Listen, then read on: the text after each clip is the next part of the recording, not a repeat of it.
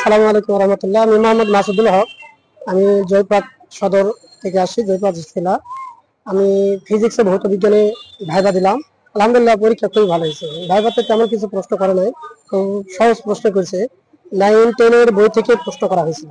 আমাকে আমাকে বলছে মহাকর্ষ কাকে বলে, অভিকর্ষ কাকে বলে, তারপরে আমাকে প্রশ্ন করা হচ্ছে গতির সূত্র তিনটি বলো, এই প্রশ্ন করেছে। আমার অতিরিক্ত কিছু প্রশ্ন করেন।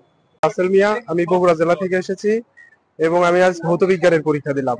পদার্থ বিজ্ঞান থেকে আমাকে 3টা প্রশ্ন করা হয়েছিল। প্রথমটা প্রাস কাকে বলে, আমি অ্যান্সার দিতে পারছি। দ্বিতীয়টা হলো প্রাসের যে কোনো একটি সমীকরণ লিখুন, আমি লিখতে পারছি। তারপরে আবার ধরছিল প্রাসের মানে চিত্রটা একটু আমাকে দেখান, ওটা আমি পারছি। তারপর ওখান থেকে বলছিল যে প্রাসের যে প্যারাবোলার সমীকরণ, এখানে এটা একঘাত না দ্বিঘাত সমীকরণ, তাই এখানে ওয়াই কি হিসেবে আছে, একঘাত হিসেবে আছে। আমি বললাম যে হ্যাঁ ওয়াই একঘাত এবং এক্স দ্বিঘাত। তারপর আরেকটা প্রশ্ন ধরছিল, এটা আমি পারিনি এবং বলছিলাম যে এটা এই মুহূর্তে আমার জানা নেই।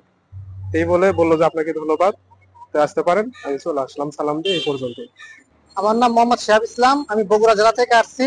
আমাকে কাজ ক্ষমতা শক্তি থেকে ভাইবা করছে, কাজ কি, তারপরে মহাকর্ষ থেকে ভাইবা করছে, মহাকর্ষ বল আমাদের দিকে টানছে কেন, বা আমরা কি অভিকর্ষ মহাকর্ষের ভিতর পার্থক্য বোঝাইছে, এসব সম্পর্কে আমাকে প্রশ্ন করেছে।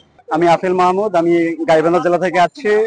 আমি এখানে আজকে ভৌত বিজ্ঞানের পরীক্ষা ভাইবা দিলাম। তা আমাকে বেশি কিছু কোশ্চেন করেনি, আমাকে মাত্র 2টা কোশ্চেন করছে। আমাকে শুরুতে বললো যে 3টা গতির সমীকরণ লেখো। আমি 3টা গতির সমীকরণ লিখলাম। V equal to u plus at, s equal to ut plus half at square, v square equal to u square plus 2এস।